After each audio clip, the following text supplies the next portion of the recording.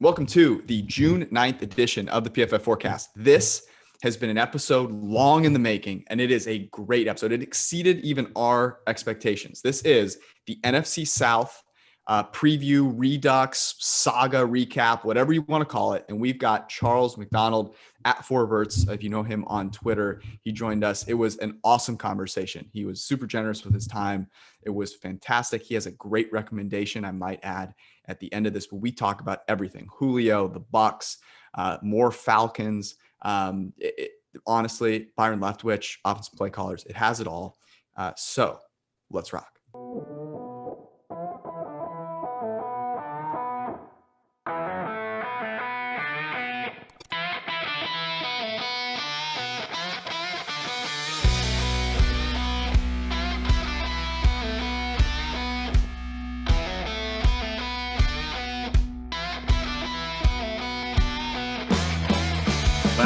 Good evening, everybody. I'm Eric, by the way, and I'm normally not the person to start this off, but I do want to introduce the two-time Emmy-winning producer of Sunday Night, one of the producers of Sunday Night Football, George Shahuri. I think it's really interesting because you and I, the podcast is like job number X for the two of us, and this is mostly like two friends riffing about football. And we've made it such that everybody thinks it's our only job. But it really, when you think about all the stuff you're responsible for, all the stuff, all the people that you lead, I'm overjoyed that you get this recognition. And I'm proud of you.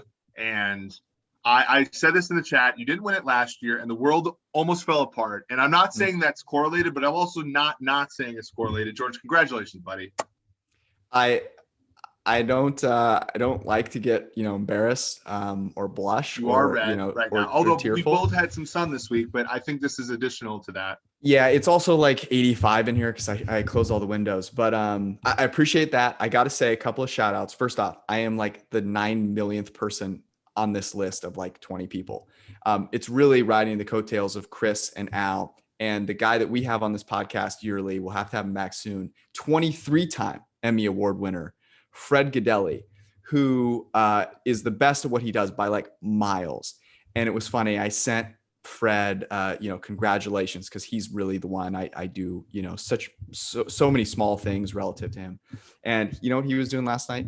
He was preparing for the Super Bowl because it's going to be an NBC Super Bowl. And that's where his head is at. That's how greatness works, Eric. I also I got to say this. I got to give you a shout out because we've worked together for a while. And you have always been so supportive of that work that I do. You know that I enjoy it.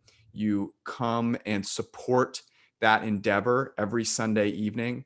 And you also have done a ton of work on research and development at PFF so that I could do that. So the appreciation, my man, it goes both ways. So the reward for me is getting to sit and listen to you, watch you do that job on Sunday night. And mostly like you have, there are a bunch of people that work for you on that. And, I've since graduated to the making fun of some of the things that Al says during commercials and live betting the game. But yeah, I mean, it's so great. And I think one of the testaments, obviously we've had Steve on here as well. The work that you've done with broadcasts, not only NBC, but we've extended it to other broadcasts and stuff too.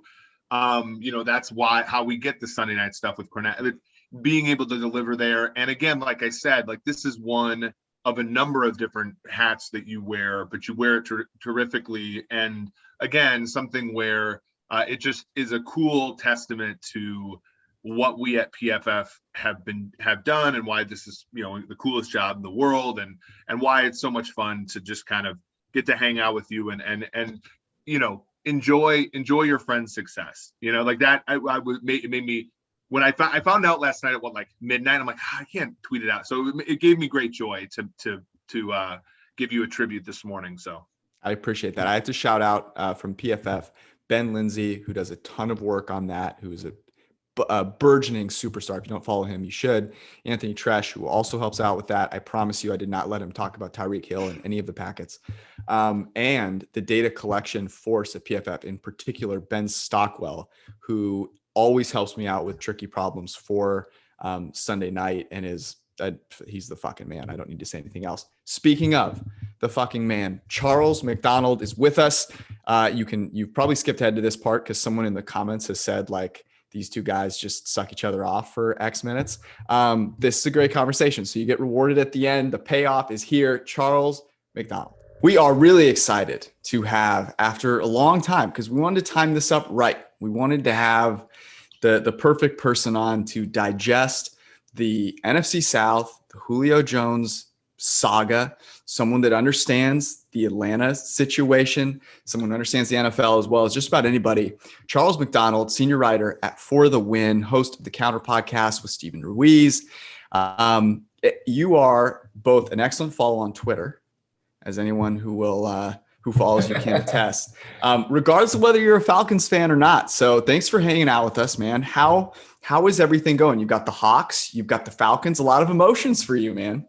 Yeah, it'd be fun if I was actually a Hawks fan, but I'm not. I'm a Hornets fan. That started. I know. So when I was in 5th grade, we lived in Charlotte, and I was working for like a little middle school newspaper. And the first athlete that we ever interviewed for it was Emeka Okafor after he won Rookie of the Year.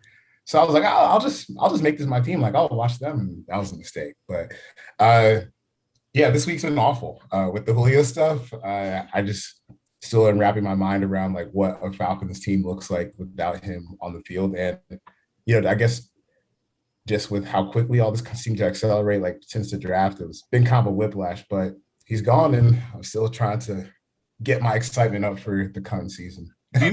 Charles, as a Falcons fan, I mean, we've talked about them forever because George and I started the show in January of 2018. And like, that was like, right around they lost to the Eagles. And then, they had the 6-2 finish to 2019. And like, I feel like the franchise has never grappled with the fact that they had a real good chance of winning a Super Bowl and it didn't happen and it's not happening. And this is finally like the first admission that the Falcons have to go into a new era of playing football. Is that kind of the idea? Is that the tough thing for you where it's like 2016 came, it was so much fun. And, that game, like they were so scary. I remember watching them in the NFC title game against Green Bay thinking, geez, no one's stopping this team. And then in 2017, they were frustrating, but ultimately still good. And then they've had bouts where you sort of see that. Even last season when they like beat Minnesota and like when they had a 17-0 lead to Tampa and stuff like that, you could see glimpses. But this trade really represents like it's time to move on. It's time to usher in a new era of Falcons football. And that really hasn't happened. Maybe Mike Smith getting fired, but really it's back to like the whole Vic to Matt Ryan sort of transition. Is that why this is sort of has you kind of in a malaise here?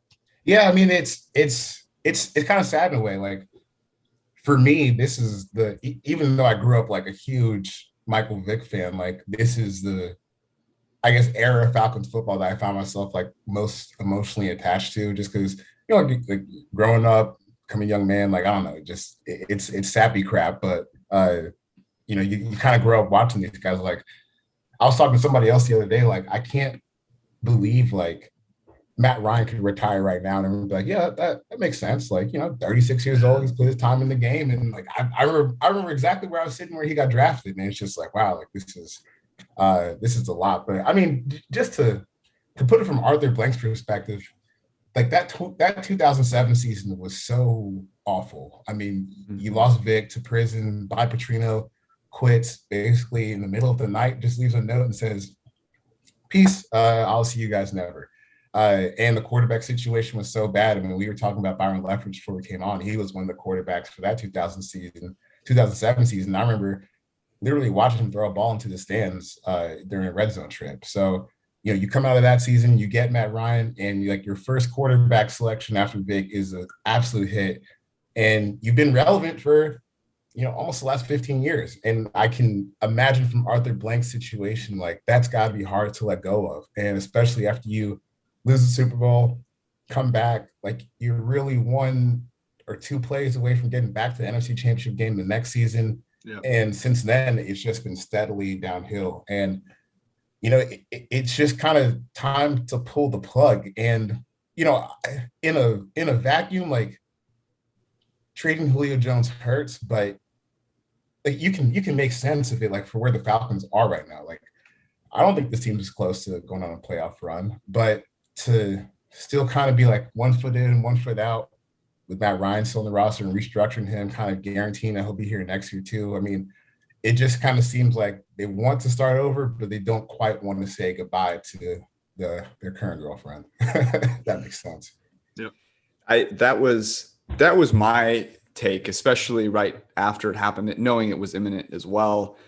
Like it felt to me like there was just a really incoherent or complete lack of process and thought of, and you can rationalize the trade in the moment, but at somewhere along the line, it went wrong. Like there were some real missteps along the way. If you dissect this and you go back in time, who are you blaming for this? Like who gets the biggest slice of blame pie for this kind of fucked situation? I think I guess I give equal blame to Thomas Dimitroff and Arthur Blank. I think that they kind of get the fingers pointed at them, because I think one thing that got really messed up over the last few years, and like this has been a really bad 5-year stretch, I guess, for the Falcons, is they've bungled a lot of these free agent signings that they tried to make, especially like in the past 2 years, like going back to I think 2019 season, Dirk Carter's first year there, or maybe it was Sark's last year there, where they gave a bunch of money to James Carpenter and Jamon Brown. Basically, they're just, and the logic behind it was so faulty. Like, well, we couldn't run the ball last year, so we'll sign some 340-pound guards and we'll be able to run the ball. Like, that's not quite how football works. Like, it's a little bit more nuanced than that. And they kind of had like these weird, whole like totalitarian just approaches to how football should be run. We can't run the ball, so we'll sign big guards. We need to get faster, so we'll make like the smallest defensive line in front seven that we can possibly do. And like just these swings and overcorrections in terms of their philosophy, it just kind of got disjointed, I think, and they made some really bad personnel moves. We already talked about Carpenter, Brown. The Alan Bailey contract was a mess. Desmond Trufant, like I don't really consider that a mess, but like he's still on the books right now and he's not even playing for the team. So when you get to you start looking at where these deals start to add up, and certainly like Dan Quinn, I mean, I think he's a great guy and people swear by him, but that defense was never good, really. Like I think 2017 they were respectable, and that was really just because they happened to be really good in the red zone. Like they were still just getting torched up and down the field. So it's kind of a microcosm, like it's or not a microcosm, a combination of all those things. But I think when you look at the personnel moves that kind of got messed up in the past few years, I would put a lot of blame on Dimitroff and Arthur Blank for kind of having like a really simple view on how it's supposed to look, and then you swing, you miss, and you got fired. Well, and I think the other thing is just like it's unlucky too, right? Like you think about, Keanu Neal, like even when they hit on picks, like the guys couldn't stay on the field, and that's like not anybody's fault, right? Like when Deion Jones. Trufant had to sit out for a long time. Deion Jones got hurt a couple of years. Keanu Neal like never got on the field, and he was like a really good, that 2016 Super Bowl run was in large part because they hit on a lot of players in the draft. Even guys like Campbell, who are good picks if they're playing within the scope of where they're supposed to be, but they go from linebacker 2 to linebacker 1, and it's like, well, that's not really what the guy was intended to be. Right. And then that's like the hard part. Like I feel like every bad unraveling in life is sort of like a bad luck thing that you double down on, and then it just doesn't turn out right. And then like George and I have gone back and forth about this. I commend the Falcons for sort of standing up to a lot of these things this offseason and saying, okay, we do need to make moves. You could, and I never brought this, and I didn't realize this, Jordan, I told you the other day, the Ryan restructure was like 10 days before the Niners trade for pick 3.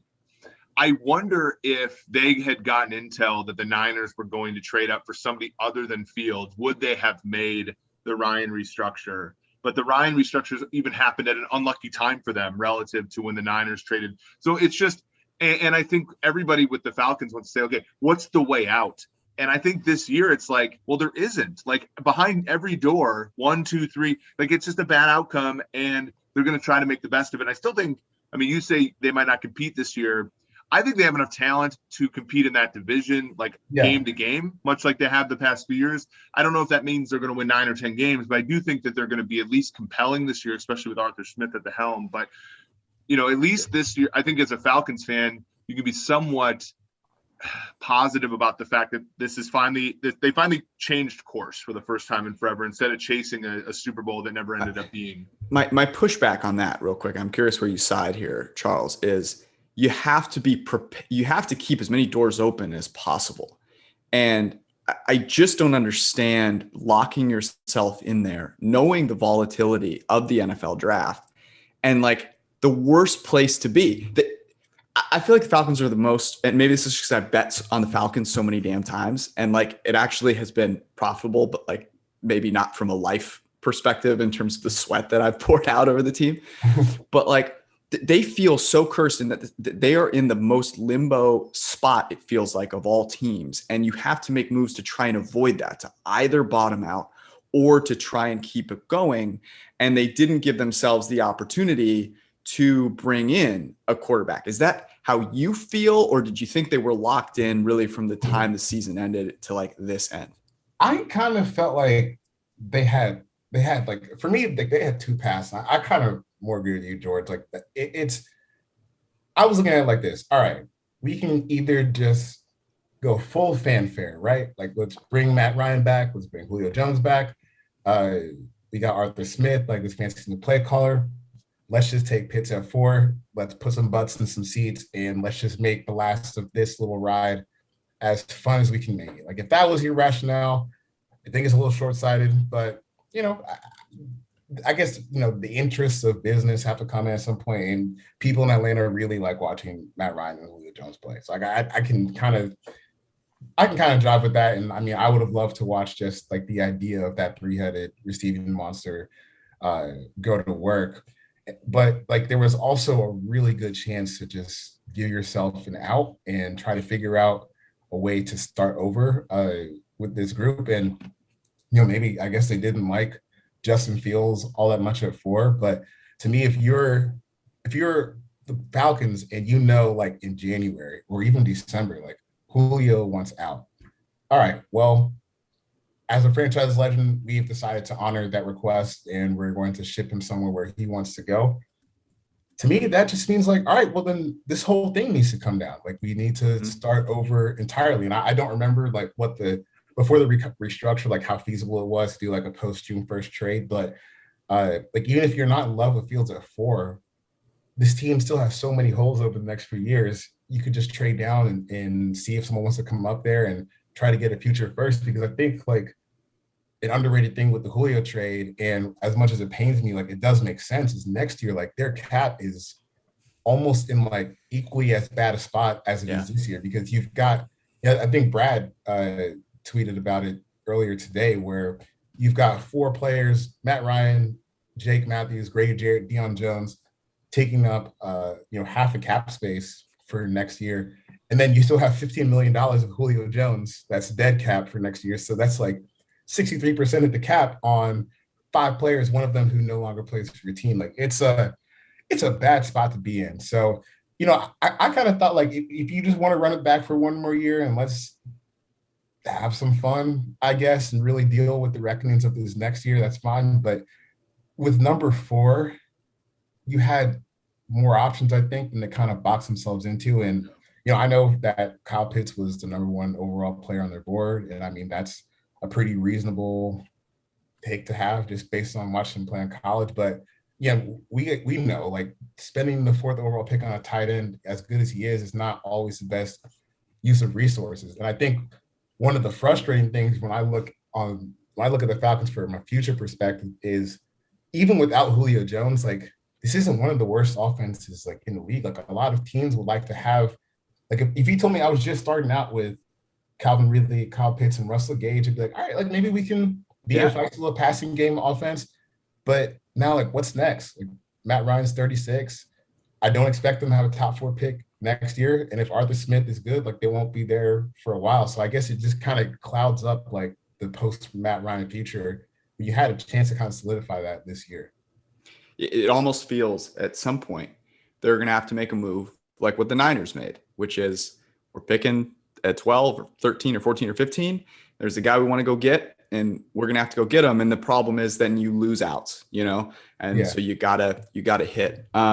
Let's get back. We'll get back to some of the Falcons' future because I think that's interesting. I want to talk a little Calvin Ridley, a little Matty Ice, but let's set this division up and start with the overwhelming favorite. The odds as they stand right now, Bucs are -200 to win the South. The Saints, who also have a prop available on who starts at quarterback day one, are the second most likely team to win the division at +300. This speaks to the division. Atlanta is 8-1, and the Carolina Panthers are 11-1. Let's start with the Bucs. And I want to ask you this question, Charles, because I've already bet Brady to win MVP. I think it's one of the best MVP bets out there. What's the odds on that? I bet it at 16-1. I see it at 15-1 and 14-1 now. It feels as though things have set up for Brady to be dominant. I want to flip the script though. If the Bucs lose this division, injuries kind of aside, say Brady plays, like what's the pathway in your mind that makes the most sense if they were to lose the division? Like Tom Brady just finally like Tom Brady wakes up one day like, oh, I'm 45 years old and I'm playing NFL football and it hurts and doesn't look very good. But I don't know. I've been thinking that for a long time. I thought it was going to happen last year, so I'm not going to continue to bet against them. I guess like if like Brady just looking like a normal human being again would be my first thing, but and I still believe a lot in the secondary. Maybe like if the pass rush is kind of piddles out next year, but like this team is, and I actually just wrote about it. It's coming like a little blurb about it. It's coming out tomorrow. It's just so fascinating to see a team bring literally everybody back, and I just don't know like how to like make a clean prediction off that because like you didn't make any additions and subtractions, and you don't want to project that guys are going to get hurt during the season. So like on paper, they should come back and be the number one team in the division again. But if Tom Brady plays like a 45-year-old and really takes a step back and maybe their coverage isn't quite as good as it was like towards the back half of the season in the Super Bowl, maybe that makes it a little more tough for them. But I don't really see a way that the other teams kind of catch up to them because I think just on a whole roster level, they're just kind of in a tier of their own when it comes to the NFC South right now. Yeah, it feels interesting, right? Because like I've even heard like the theory, and this was about a lot of teams that just bring everybody back, where it's like you lose you want sort of some players on the team that like haven't won a Super Bowl before because they're like more hungry and like they have kind of like this haven't been here before sort of situation, and that they're not going to have that in Tampa. Like literally their backups are all back, and so that makes it really interesting. They are really. Yeah, we were talking about play callers and Leftwich and stuff, and we were looking back and like they were a top 5, top 10 team in the NFL in yards per play allowed and gained in 19. And Jameis was threw 30 interceptions. We've seen historically, Peyton Manning's last year it was a 2-to-1 interception to touchdown ratio. Brett Favre in Minnesota was like 2-to-1 interception.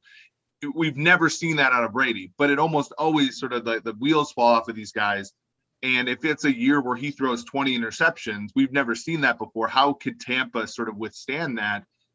And that's really like that's the tail probability for Tampa Bay here, I think. Yeah, it's going to be interesting to see because like it's just the define of basically all quarterback aging that we've seen. I mean, the guy came back and not like obviously the weapons were better with Tampa Bay than were in his last year in New England, but I also thought he just played better. Like he just improved like on his play, and it's just warm weather, baby. Yeah, it's absolutely sickening to watch as someone who just can't escape this Tom Brady. Like first he rips out my heart in that Super Bowl, and now he's in my division with like the most loaded team that I've seen in quite some time in Tampa Bay. It's just it's awful stuff. Let's jump into this Byron Leftwich stuff, because Eric and I were talking this, right before you came on, and Eric wrote a fantastic article looking at head coaches, defensive play callers, offensive play callers, and there's a method. A lot of people put out pieces like, hey, here's my rankings. It's how I felt today. I had, Frosted Flakes this morning. One of them looked like one of these head coaches, and so he vaulted up my rankings. That kind of bullshit. But this is a data-driven approach to looking at how play calling impacted performance above what you'd expect with that group of players. And Byron Leftwich was 6th over the last 2 years. Is that fair? Is Byron Leftwich underrated dramatically in your opinion? How do you think about Byron Leftwich, especially given that he's had Winston and now, as you said, a rejuvenated Brady? Well, I think it's interesting because based on what we know about Tom Brady and Bruce Arians, like, they seem like they are, for good reasons, guys who have strong opinions of themselves and their standings in the league, and also guys who have a very particular way of how things are done on the field. And, all we've seen from Arians forever, basically, like, we're going to throw this ball down the field and we're going to try to attack big plays and pick up big chunks at a time. And Brady, like, over the years, like, we've kind of known to be someone who's perfectly fine just throwing the ball a million times a game for 7 yards an attempt, and next thing you know, you look up and you're down 35 to nothing. And I think as the season progressed, you kind of saw, like, at the start of the season, I didn't think it was working all that well. Like, I thought Brady kind of looked uncomfortable, and then as the season progresses, you kind of see the Arians philosophy and the Brady style of play kind of meet each other in the middle a little bit. And if Byron Leftwich is calling plays, like, I feel like I just got to give him a lot of credit for being able to marry these two things that, before the season, it was like, well, this kind of seems like a little bit of an awkward fit just based on where Tom Brady is in his career, based on how Bruce Arians likes to play football. So, Tom Brady, like, if my memory served me correct, like, he was one of the more aggressive quarterbacks in the league in terms of his air yards per attempt, but, like, you're still seeing the efficiency.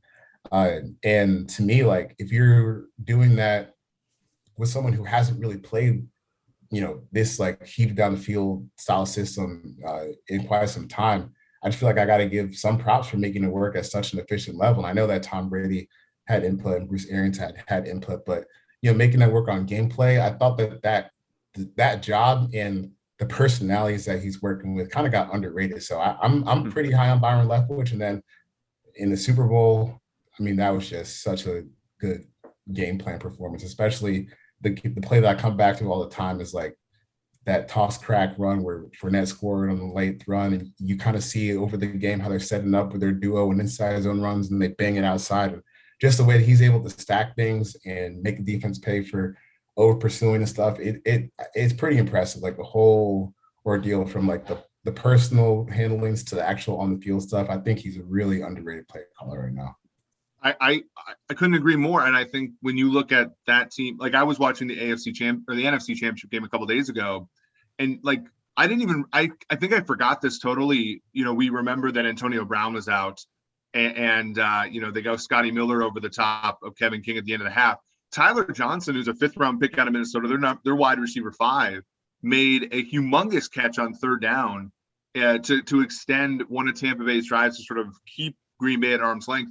They had injuries that were not trivial this year. Like, Mike Evans was banged up almost the whole time. Godwin didn't even get 1,000 yards because he was hurt for a decent amount of time. They were in and out at running back. In the Super Bowl, they had a backup at playing guard. They had a rookie playing right tackle. And as you said, Brady acclimating to an entire different offense. Like, I think we'll all say, when I put the name on paper, I said people are going to think this is Brady, but I do think he deserves a decent amount of credit, for getting a Jameis Winston team to one of the most efficient offenses, leading the league in passing in 2019, and then turning that over and not only be staying one of the most efficient offenses in the NFL, but completing the job in the Super Bowl, especially given the limitations that Bruce Arians has on him, which is that he's not going to give you 4th down very much. He's not going to give, like, he's not like in the NFC title game when Brady waved them off and had the 4th down play to Fournette, that was an anomaly. Like, Leftwich doesn't get the 4 downs that a lot of these offensive coordinators get. And he was still obviously able to coach a Super Bowl winning offense. I hate to I'm not making this comparison. Please don't, put this comparison on me, but it reminds me a little bit of Peyton Manning Broncos, where, Peyton Manning is a savant there. Okay. He's got great offensive weapons and their offense is amazing. And Adam Gase is seen as a quarterback whisperer. Now, I sure as hell believe that Byron Leftwich is a better coach and play caller than Adam Gase. But I look back at last season and I think about the first, the pre-bye Bucs. They were running the ball on first down at a redonkulous rate. I believe only 2 teams were higher than them. And after the bye, they started running play action more. And I credited Brady. It felt like they were doing more things that Brady liked, like, early down play action, throwing a little bit more on early downs. And he got kind of hot on third down. If you look at first and second downs over the course of the season, they were the 10th best offense in EPA per play.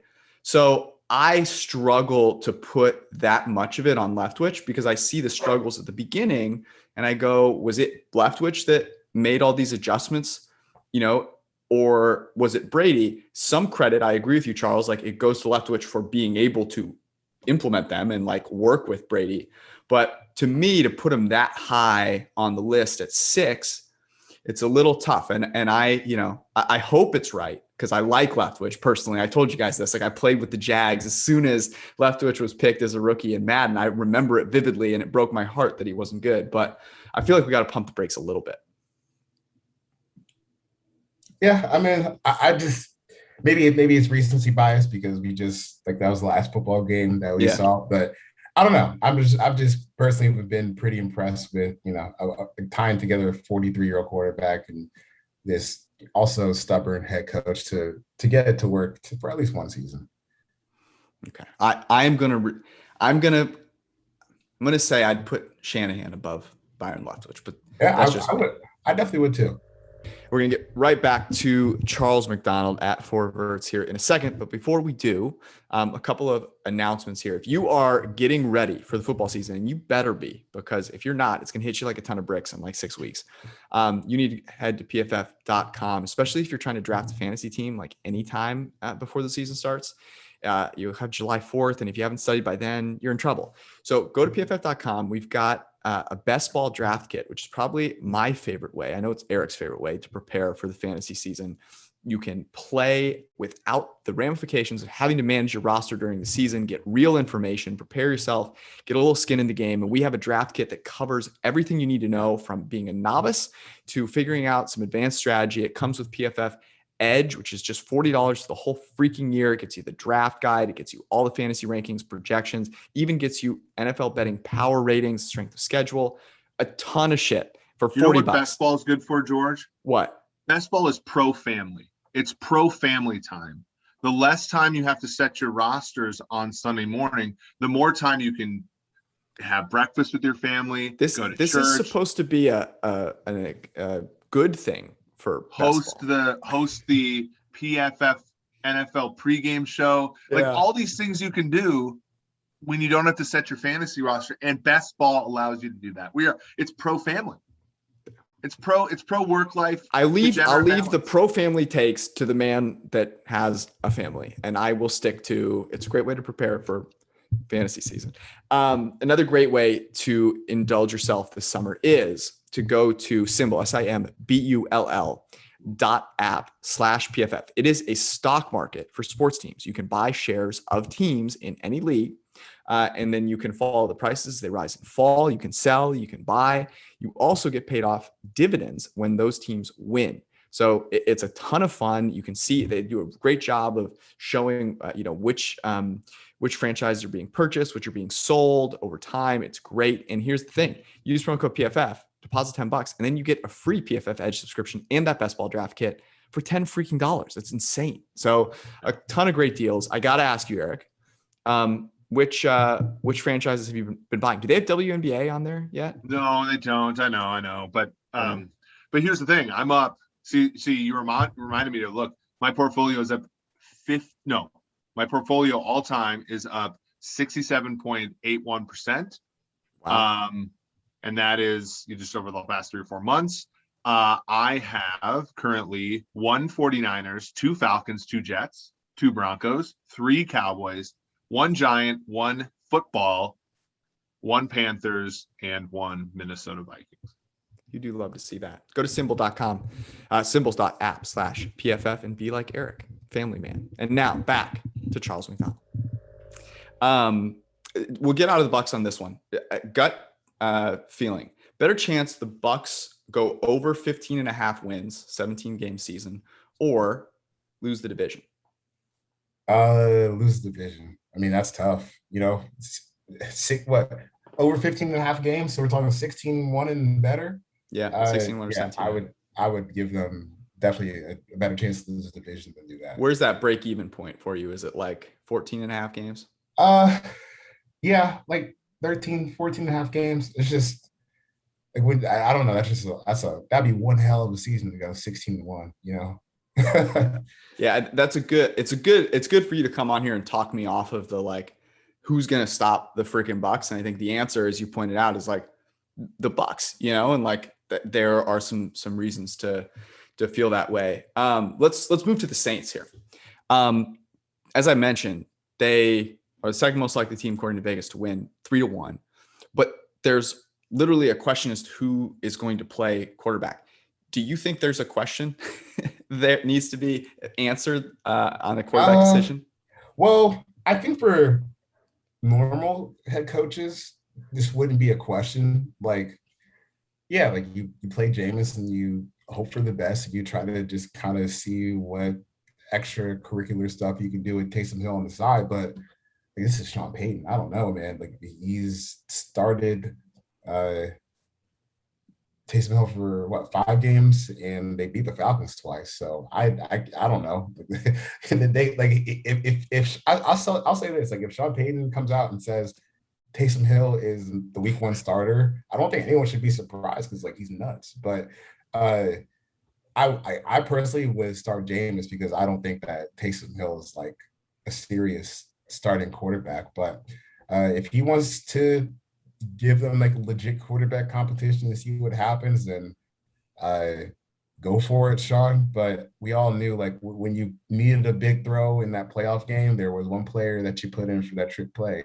That was Jameis, because he's the only one that could actually throw the ball that far somewhat accurately on the team. So I think that Jameis is the easy choice, because there's like still some part of me that wants to believe that if Jameis could just stop throwing interceptions at the rate that he does, that like I don't see why he couldn't be a quarterback that gets a second contract. But the problem is he does, and he does those stupid things. I mean, I remember at the combine a few years ago, I was actually talking to a Bucs coach, and they were saying like by the end of the season that the 30 for 30 season that Jameis had with the touchdowns and interceptions, that like by the end of the season, some of the coaches thought it was kind of funny when he would throw an interception, and when he threw that pick 6 to close the season versus Atlanta to get into 30, like he said, everyone was kind of laughing at it except for one person, Bruce Arians. And the next thing you know, Tom Brady's got his foot in the door and James is the backup in New Orleans. But you just kind of look at the high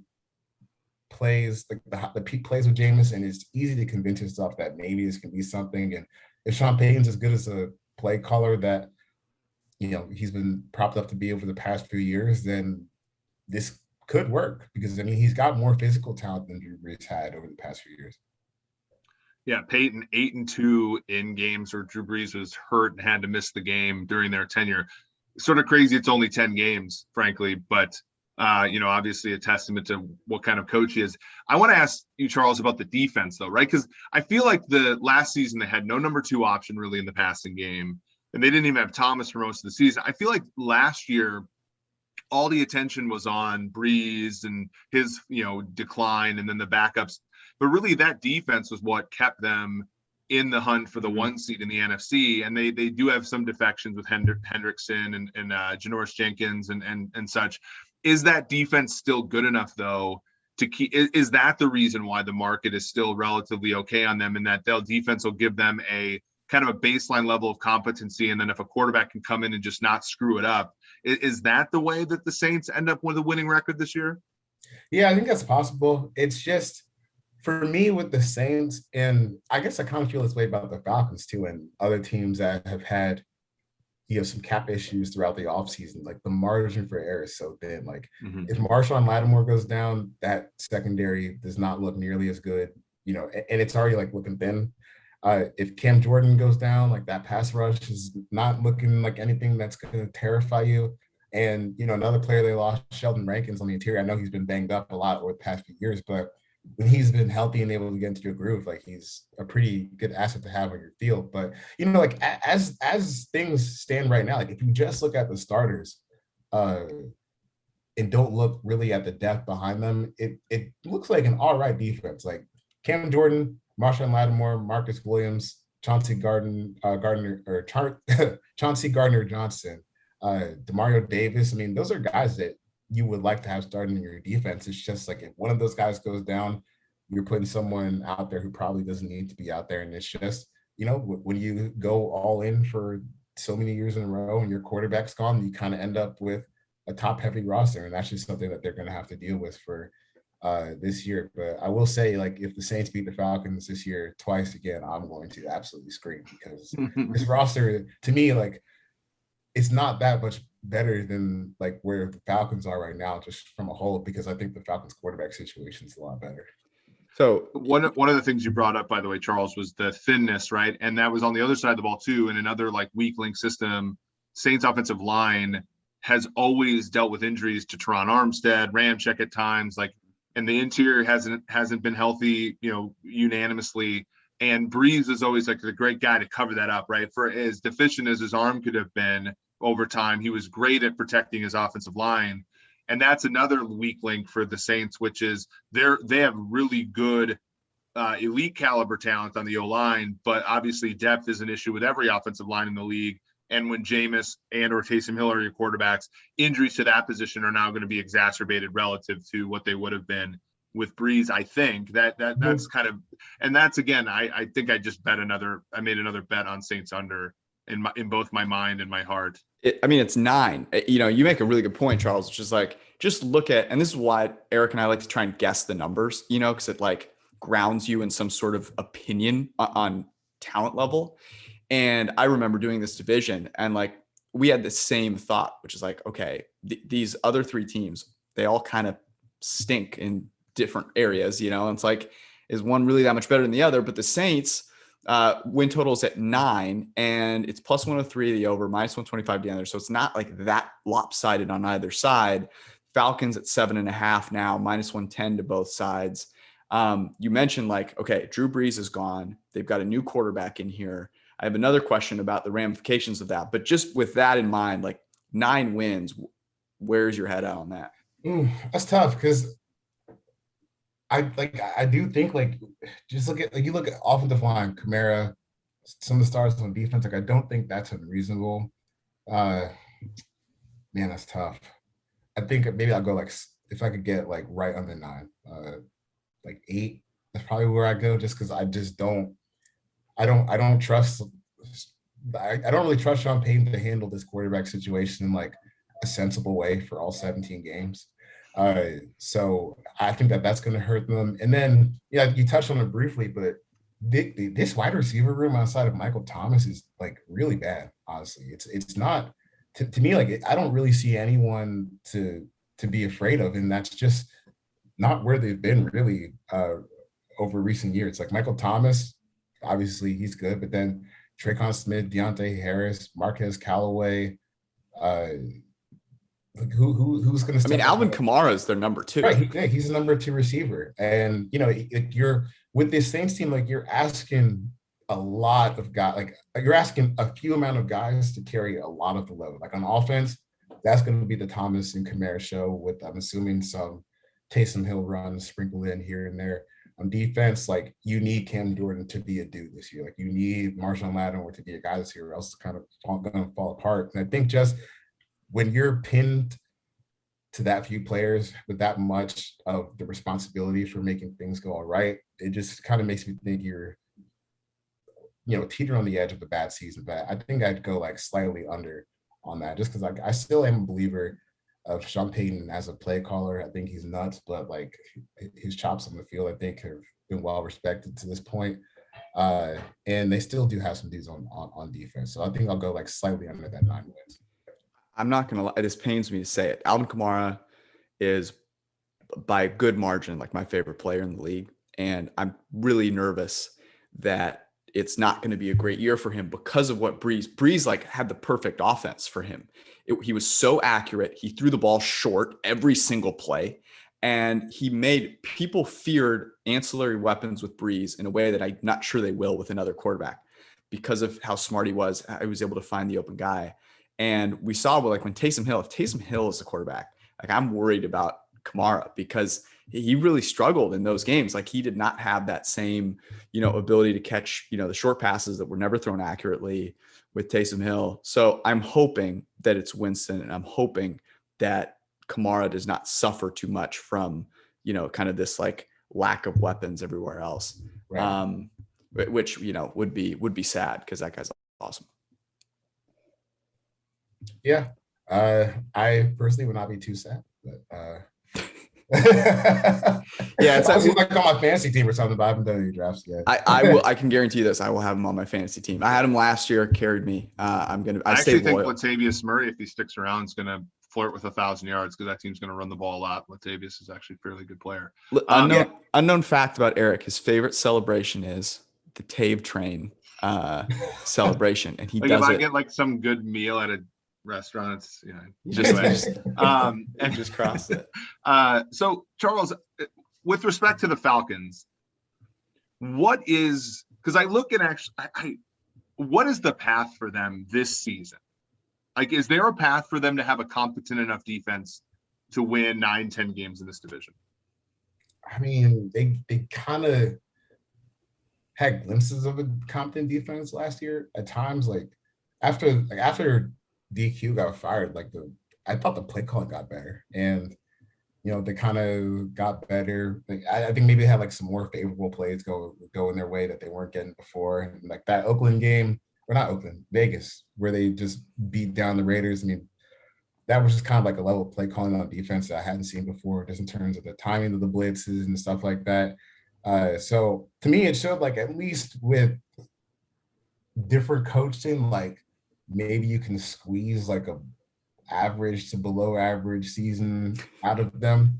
And I think the pain on your face, by the way, is I am just, I know I commiserate with you, man. I've been saying this since like 2005. Like it's just like every single year, like hey, like if you squint like a Patrick Kearney and Dunta Robinson, maybe they can be something. Now we're here, like if you squint with Grady Jarrett, AJ Terrell, like maybe they can piece something together and have a quality defense. Just, I don't know, it's just the same arguments here every year. But I will say this, I'm a big fan of Dean Pease, and I think that just in terms of play calling, he's probably the best guy, like just on paper, like the idea of him that Atlanta has had in quite some time. So I'm excited for that, but I just am worried about the personnel that they have. Like to me, when I look at this secondary, like going back to the conversation we had earlier about what went wrong with the Falcons, like that barrage of injuries they had at like the start of the 2019 season, I want to say, where like you lose Ricardo Allen, Keanu Neal, DeMonte KZ, all in like a matter of weeks, and it just kind of felt like it never really recovered from that until late last season, when some guys started playing well. But they're just they just don't have a whole lot of depth, I guess. Like the pass rush to me is, I don't see how you could count on that being like a legitimate part of their team this year, because Dante Fowler, I've always thought he's kind of been overrated unless you stick him next to Aaron Donald. And I love Grady Jarrett, and I think in the league where Aaron Donald doesn't exist, he has a case to be like maybe one of the best guys in the league, but he exists in reality. So that was not what they were hoping to get from him last year, and I don't really see why he would be like all that much more productive. And then across from him, I think we're dealing with guys like Brandon Copeland and Arquedius Mingo. It just seems like they don't really have the juice up front to get this going. And I'm a fan of AJ Terrell, and Richie Grant, the safety, I think is going to be an upgrade for them. But it's still a pretty young secondary, and the guys that aren't young only have like 1-year deals attached to them. So I think it's gonna be tough. Like we're gonna see how good of a play caller Dean Pease is versus Dan Quinn versus Raheem Morris last year. But if they can get the defense together, maybe they could. I mean, because like I said before, like Kyle Pitts, Calvin Ridley, Russell Gage, like you could have a worse passing game trio than that, and then the running game should be better because you just don't have Todd Gurley back there. So maybe they can squeeze out in a year where the Saints fall off and the Panthers are inconsistent. Maybe they can get to 9 or 10. But I think with the defense and some of the offensive line issues, it's going to be tough for them. It's interesting. You mentioned the coaching, and that's when I think about they're at 7.5 minus 110 both sides. I still feel good about taking the over. We bet it at 7. And it's interesting, if you had the same coaching staff from last year, and this is, I've heard great things about Dan Quinn, the person, but like, I would be terrified. And like the consistency and scheme is so important, and like having faith that it works. And like that's what gives me faith. You mentioned Calvin Ridley. He's such an interesting conversation here because Julio Jones, like, you know, there's a handful of receivers who every single game, the opposing defense starts with that guy. And like, that's what they care about. And Calvin Ridley was amazing with or without Julio in the lineup. Rank Calvin Ridley among receivers in the NFL right now. Like how bullish are you on Ridley? I think he's top 10. I don't think he's like, you know, super elite. Like when I think of super elite, like I'm thinking like Julio, you know, DeAndre Hopkins. I don't think he's like quite on that level yet, but can he get there? I think so. Like, and the thing with Ridley is like, I don't know how much better he gets, but like his game just translates to like so many different styles of quarterback. Like anyone who can get the level of separation that he can. Like I was watching my buddy Nate Tice. I think he was posting clips earlier from the Bucs game, like the second Bucs game last year, and like first press, like you can't get a hand on him, and then he's fast enough and has, you know, enough quicks with his route running to get away. And when you have guys like who are just kind of open by their own skills all the time, I think, you know, we're just kind of going to look back and the stats are just going to keep adding up. And we're like, wow, damn, like he had a pretty good career, like when it's all said and done. And, you know, maybe he has years like where he flirts with like elite receiver status. Maybe he just gets there and just becomes one. But I would just like to see like one more year of him being like the dude. Because that's you know, not everyone's built for that role. Like we've seen guys have, you know, big like heavy target seasons, and then they just kind of fall off the map and just like wide receiver 2s and 3s to the rest of their career. I don't think like that's going to happen to him because I think he's, you know, got the talent of wide receiver 1. But there's a difference between being like wide receiver 1 quality and then being, you know, the wide receiver 1 for one of like the what I expect to be like one of the more aggressive pass attacks in the league. So, you know, I'm excited to see what a full year of Calvin Ridley looks like, because I think that he has potential to like have seasons where he leads the league in receiving yards. And I think that this is going to be a good fit with him and Arthur Smith, but I still need to see him do it, you know? Yeah. The unfortunate thing about where they put themselves cap wise is, right, like I was going to ask, do you think that they should go after somebody like Jamison Crowder if he becomes available from the Jets, you know, just to sort of supplement him a little bit? Mm-hmm. But they really, I don't know if they have the resources to do that. And so to your point, it's probably going to be a humongous lift for him and Pitts. And as you said earlier in the pod, you know, tight ends picked in the top 10, like they almost never perform right away. You know, even Hawkinson took a year to be what he's ending up being, which is a pretty good tight end. Vernon Davis, he almost had to carry the Niners passing game when he was taken that high. You know, Pitts will have the benefit of not having to carry the entire passing game, but I think it's a little heavy-handed to assume he'll come right out of the gate and be one of the top 3 or 4 guys there. So it really is going to be a Ridley show, and you wonder if those secondary receivers, Zacchaeus or you know, Russell Gage is going to be able to sort of support him, you know, as a secondary option. Yeah, I would love to get another guy in here like Jamison Crowder. I'm keeping an eye on that, you know, pretty hard, because I think I saw I think it was Joel Corey today. He was talking about the Falcons cap situation, and he said after they signed the rookie class, they should have between like 7 and 8.5 million, somewhere around there. So if Crowder gets cut, I would imagine it wouldn't take that much to get him here like a little 1-year deal or something. So, hopefully they can get either, a third wide receiver or maybe another cornerback. I don't know who's out there right now that they would like, but they might have enough room to add like 1 or 2 more veteran guys before they're totally set for this year. So I hope they do, because this team should not be viewed as a finished product even at this point in the offseason. Ridley, you mentioned the creation of separation, and I thinking about his ceiling, it's like there's definitely some differences between these receivers, but I think about Stephon Diggs, and a guy who like his route running was so pristine, and he creates separation everywhere. Like he could, any quarterback, as you said, like would love to have that guy, but Diggs has such a wide receiver one like mentality, it's like he's built for it. And it'll be interesting to see. I think if Calvin Ridley has that, like that's where I could, that's kind of his ceiling, which would be sweet. And then that gives Pitts, who interestingly, I think the Julio move is great for Pitts, because now he's got to be a real player. Like it doesn't give him any room to hide. He's got to be a featured component of this offense. And, the whole like, you have to come in the league and like figure things out. It's like, dude, no, like you got to come in and start, performing well right off the bat. Like that's what great players do.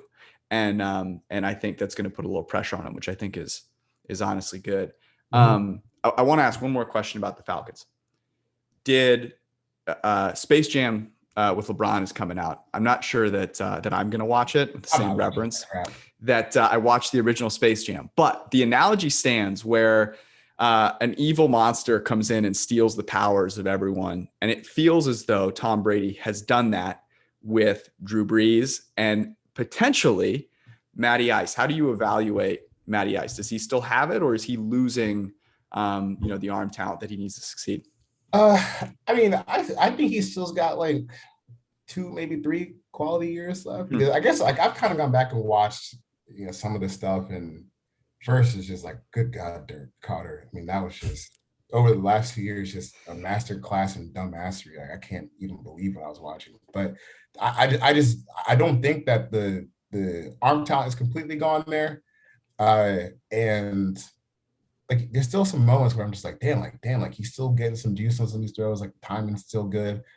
I don't think he's like the player that he was in like 2016, 2017, 2018. Like, I definitely think he's taking a step back, but I think that, like there's a certain section of Falcons fans that is just like, oh, he's done. He's terrible. We can't do anything with him. We should have taken Justin Fields. Like, I don't think that Justin Fields, like the idea of taking him forward really, to me, had much to do with like a current opinion of Matt Ryan. It's just more about the opportunity cost of taking a quarterback now. We might need one in like a year or two.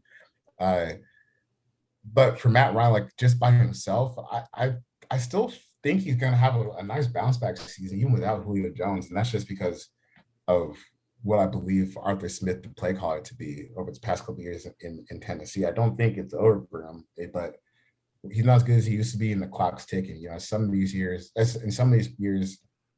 like to me, Matt Ryan just kind of seems like one of these guys is you're just going to be good until you're not, and then it's just going to be over, and the ends are going to be pretty ugly. But I don't think we're quite there yet.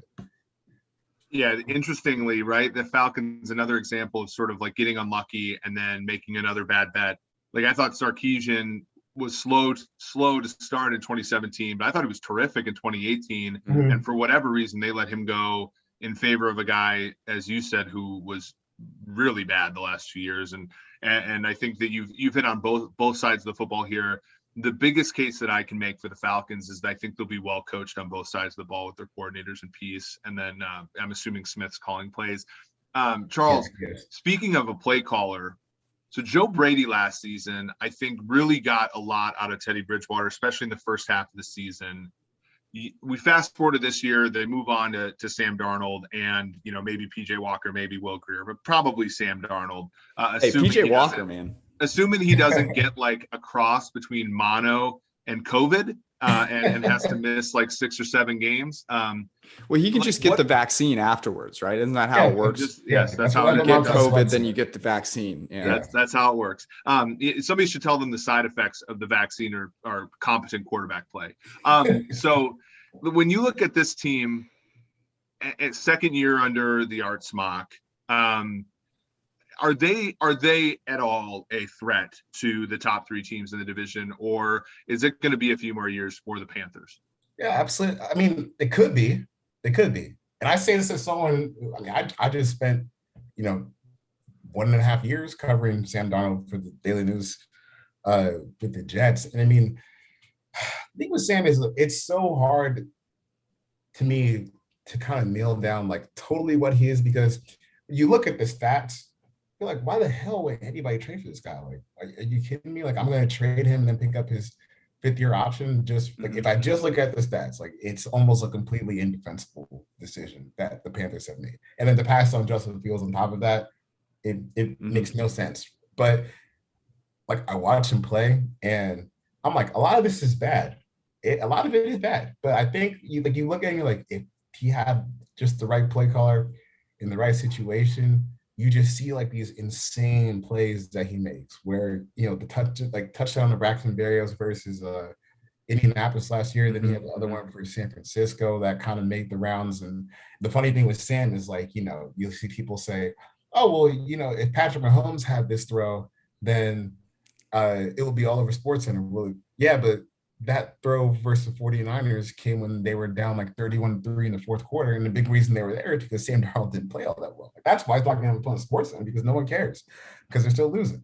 But, like it's just kind of some of the qualitative analysis that I see where I get like why you would watch a year or two of Sam Darnold tape. You're like, man, I can fix this. Like I can be the one to fix this. And, to the Panthers' credit, they're putting a lot more talent around him than he had in New York. Like, you're going from a situation where Robbie Anderson is by far your best receiver in New York to where Robbie Anderson is like a clear number 2 with DJ Moore. And then you add Terrace Marshall in the draft. And obviously Christian McCaffrey in the backfield. Like, this is such a better spot than he was in with the Jets. But at the same time, like, he's got a lot to prove before you can just kind of like anoint him as being a clear upgrade from Teddy Bridgewater, because like he might not play as well as Teddy Bridgewater has or Teddy Bridgewater did last year, even though he's physically a more talented player than Bridgewater has really ever been in his career. So Sam's tough because like you watch him play and you're like, I see a path where this turns out, but you have to look at the whole sample size and it's like, man, like the odds are like this turns out to be kind of a whiff for Carolina. And if Justin Fields ends up good, that's probably going to be a decision where they're looking back like, damn, like we had a prime opportunity there and we let it slip for, a lottery ticket that doesn't have super great odds of hitting. What's the word to describe? PTI does this, like, describe this with one word. Blank is passing on Justin Fields with your quarterback being Sam Darnold and taking a corner when your win total is 7.5 is what?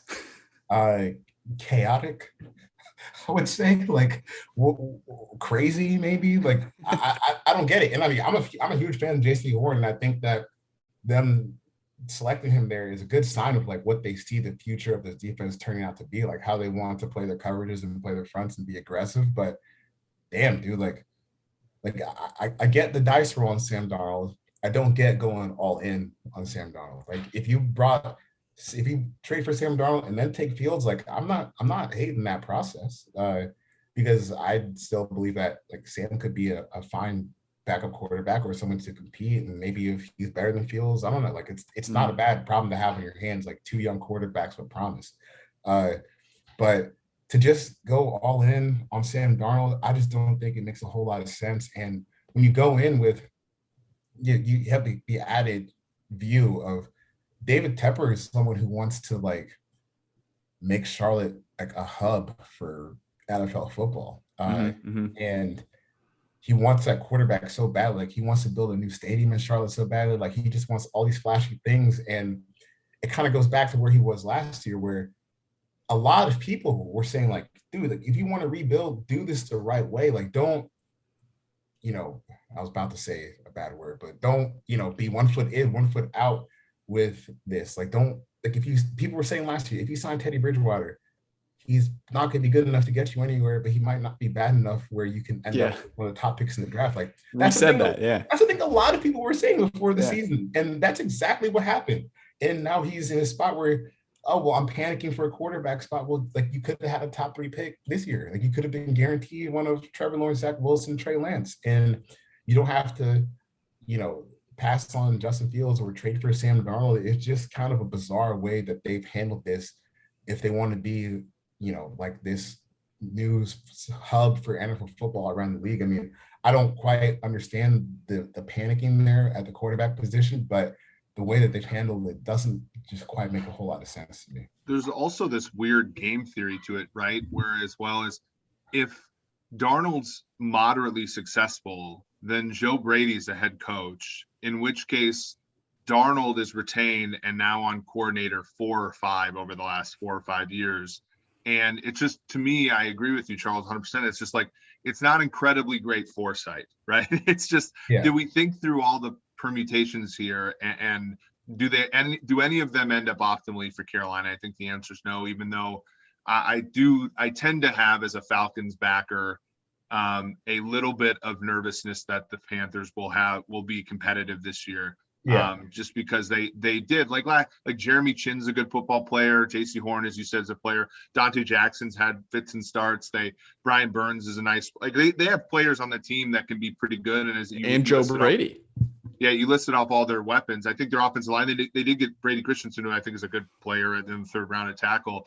So they're putting pieces in place. It's just weird that the art smock thinks that a 5-win season when you're on a 6-year contract is anything more meaningful than a 3-win season, especially given what you can end up with when you have a 3-win season.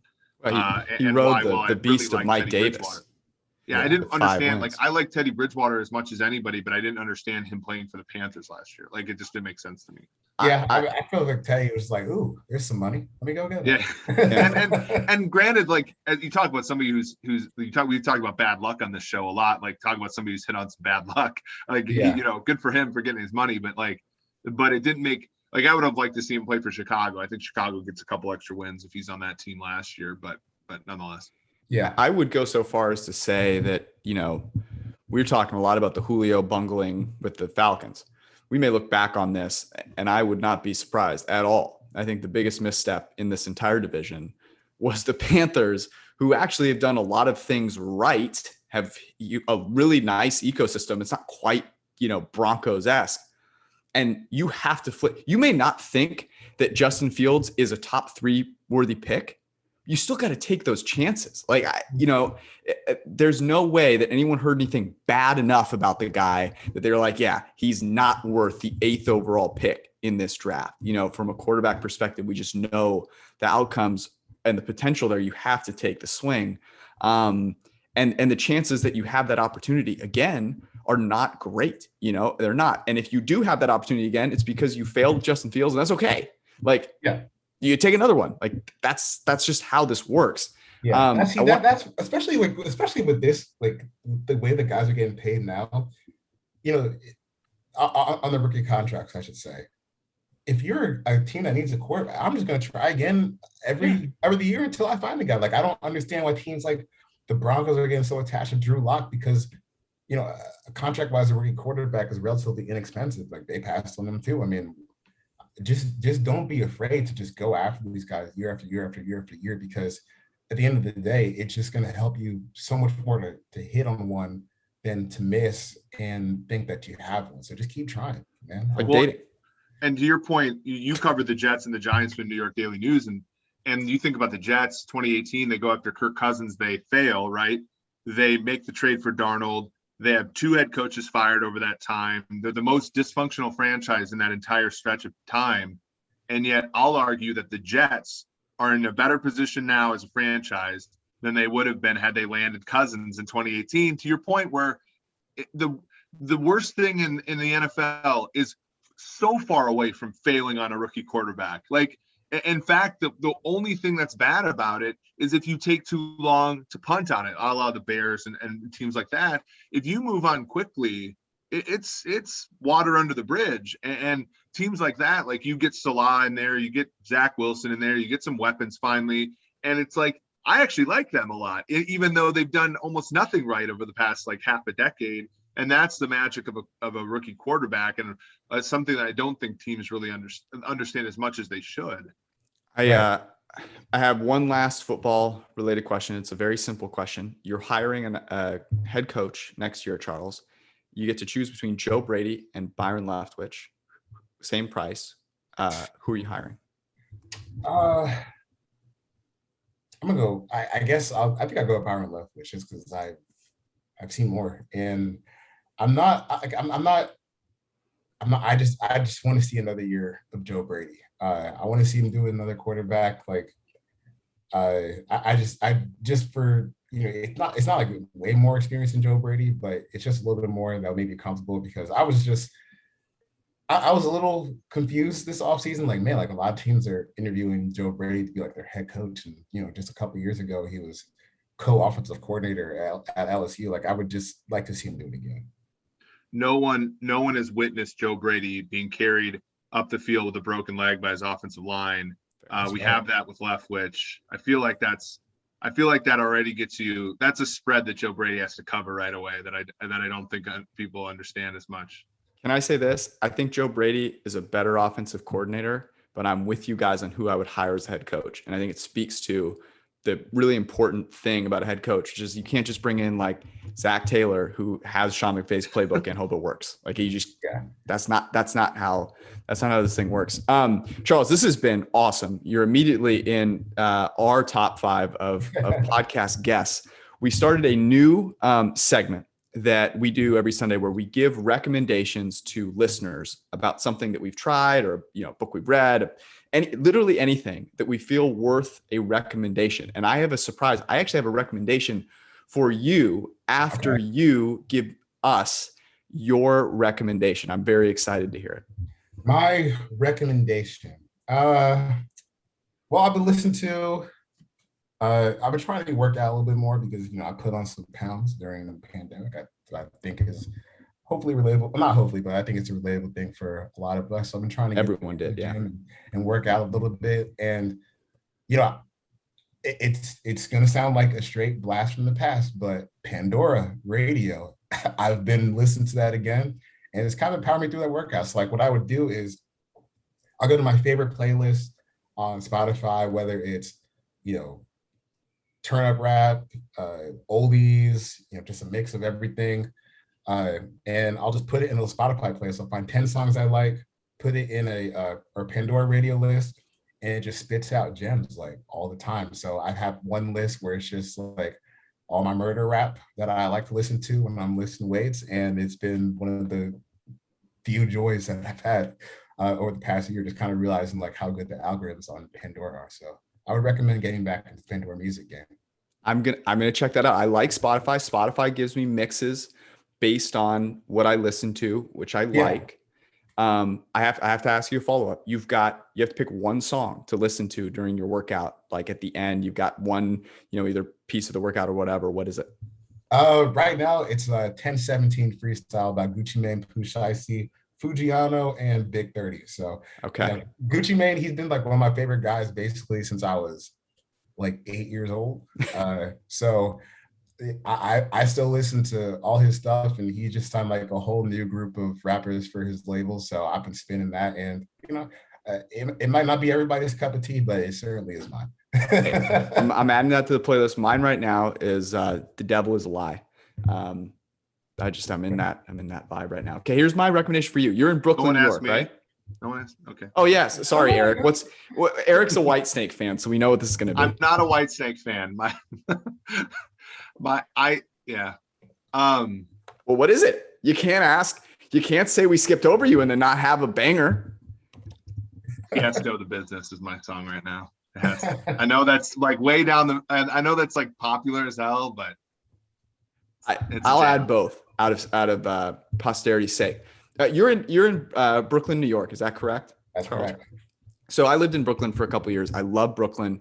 My favorite restaurant in Brooklyn, one of the reasons I moved specifically to a location in Brooklyn close enough to this restaurant, is Caracas Arepa Bar.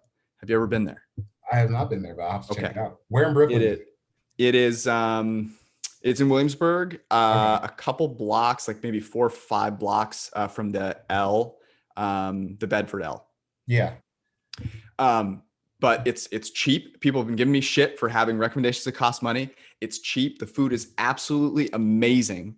And they have a coconut milkshake that they add rum to that's out of this world. That's my recommendation for everybody in Brooklyn, New York. I would definitely George, check that.